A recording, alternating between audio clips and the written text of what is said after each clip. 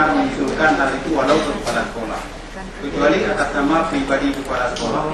Hal ini untuk ke depan, kenapa kami tidak pernah mengusulkan hal itu sesuai dengan buku undang-undang ini hanya baru kami ketemui selama GSF melakukan kegiatan yang seperti ini.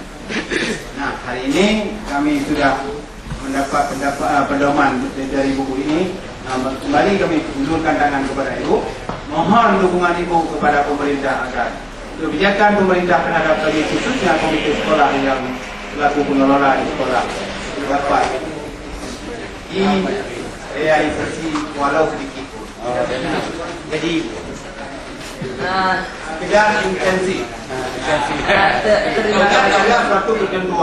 Terima kasih Pak. Tolong.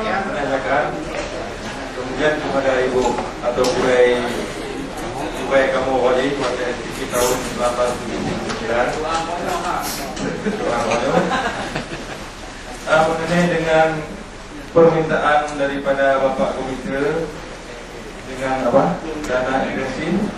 Memang dalam hal ini sejak dari dulu oleh pemerintah kurangnya memperhatikan terhadap lembaga-lembaga yang non pemerintah.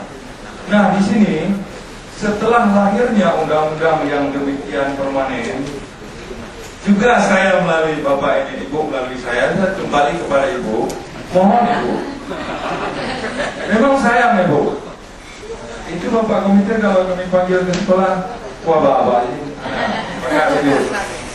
kemudian yang ini Bu, saya juga memohon kembali, saya mengerti sebagaimana yang dikatakan oleh Bapak yang pernah menata kami, yaitu menata Tuhabir, yaitu seorang kepala sekolah atau seorang Tuhabir itu harus ada empati ya, empati.